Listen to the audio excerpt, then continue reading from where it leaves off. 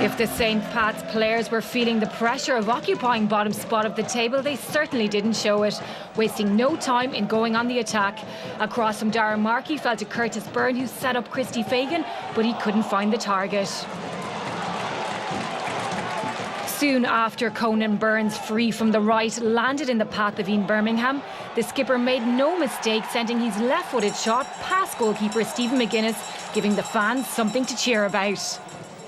The rain added plenty of pace to the surface, and it was St. Pat's who adapted best, piling on the pressure and making the most of the space on the left wing, with Fagan finding Conan Byrne in full flight.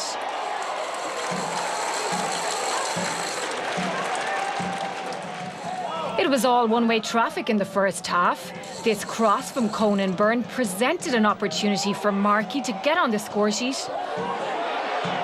And the poor defending caused some worrying scenes for Pete Mahon. Drogheda struggled to contain the determined St. Pat's side, especially Kurtis Byrne, who was on the hunt for his side's second goal.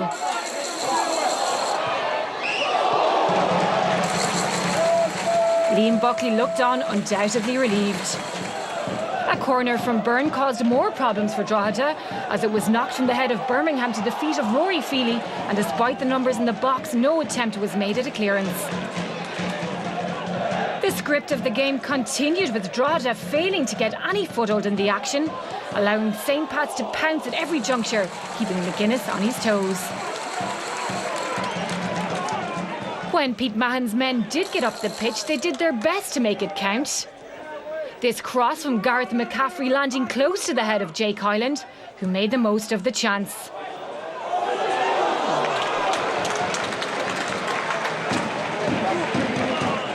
But St. Pat's weren't to be distracted from their mission, working hard to dominate possession and get the ball to Kurtis Byrne, who once again came close to finding that elusive second goal on a night when getting the win was crucial.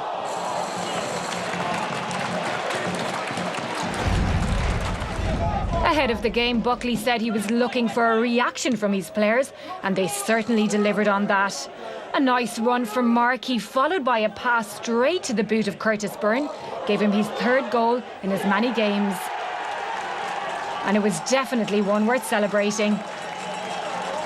The longer the game went on, the more it felt like it was going to be Pat's night. Drogheda did make a break with McCaffrey laying off to Mark Griffin, but he was denied by Conor, who took McCaffrey with him as he dived to make the save. On what was a frustrating night for the visitors, McCaffrey was quick to make his feelings known. Referee Anthony Buttimer was non-pleased and a yellow was shown. It's hard to argue with the Drogheda players' protests. It was job done for Pats, but Drogheda had one last attack to make. Some good work from substitute Mark Doyle, but he fell short at the end. There were no goals on offer for Drogheda at Richmond Park. St. Patrick's Athletic 2, Drogheda United 0.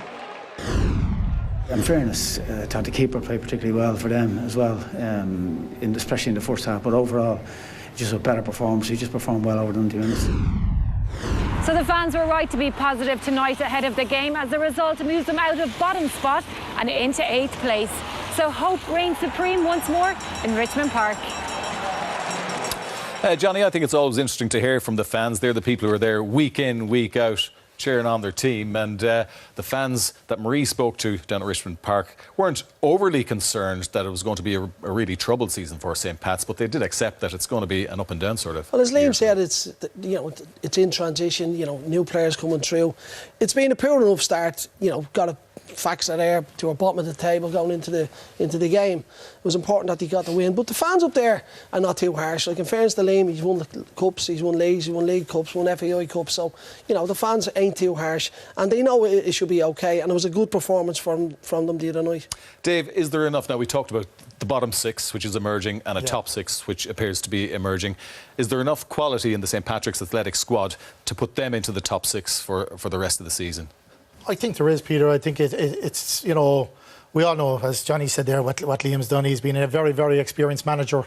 The Pats fans aren't used to this. They're not used to seeing him at the bottom of the table. But what I like, that young Darragh Markey, I've seen him playing down in Cork in the national final. I spoke about him maybe 2 years ago, and I always kept an eye on him, but he was a quality player, ran the show. They won 5-0. He played with Cherry Orchard down in Cork, and it's great to see Liam giving these young fellas. He's been on the bench now for the last 2 years, so Liam has been patient with him. But again, Liam be looking at Dundalk and see McGregor getting a hat-trick. Like, he's been there for 4 or 5 years as well as a young fella. Got experience, and now he's with the champions. So, you know, that's what you have to be as a manager. You have to take the good with the bad as well. And I think they have enough to get out of it. There's no doubt about it. Yeah, and they'll be hugely reliant as well, Johnny, on the experienced players. We see Kurtis Byrne hitting form. Conan Byrne has done well this season. They need Christy Fagan to start getting goals again, don't they? Look, Christy has come back. He's been injured. You know, he looks as if he needs a few games. Couple of incidents there where last season they'd have been goals. He snatched at a couple of shots there. Kurtis Byrne has been fantastic. He's 3 goals in three games for them. Conan Byrne consistent every week. He's got some fantastic goals this season.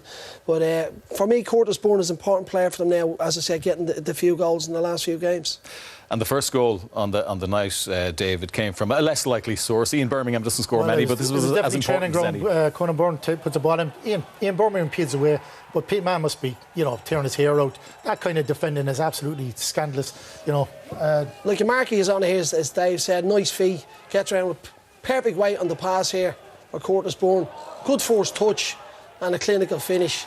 Kurtis is a player, you know, he needs to be confident, he needs to be playing every week. You need to tell him that he's doing well, which he is doing well. And he could do anything this season for St. Pat's. You look at that Drogheda as well. Friday night they're coming out to Turner's Cross as well. And if they defend like that, they're not going to go out there with any points. So Pete has to be, they have to be solid at the back. And some of the defending there was abysmal, really. No, you have to say they were extremely unlucky not to get a penalty. You know, there was a blatant penalty there when it was 2-0, it goes to 2-1 with 30 minutes to go. Anything could have happened. So yeah, I think we can have a look at that. I mean, Conor O'Malley came out obviously with the intention of getting the ball, but he got the man. I think it's definitely a penalty. I think the ball, if we can see it here, they'll show it to us, don't worry. But as the ball comes through here, you know, like O'Malley comes out and you know, it's touched away and it's just taken down. And unfortunately, when the shot comes in, it hits the player that's been taken out for a penalty. But you know, that to me is a stonewall penalty. And when you're down at the end of at the bottom of the table, you're looking at this. And that was at 2-0. That was at 2-0, 30 minutes to go, I think. And you know, if you go back to 2-1, anything can happen, especially with Pats. You know, at the bottom of the table, they're saying they're going to throw away 2 points here if they don't. Anthony Buttimer was in a really good position to see it. For me, you know, it's a stonewall penalty, John. That's what I'm saying. He was in a good position to see it. It was a penalty for me as well.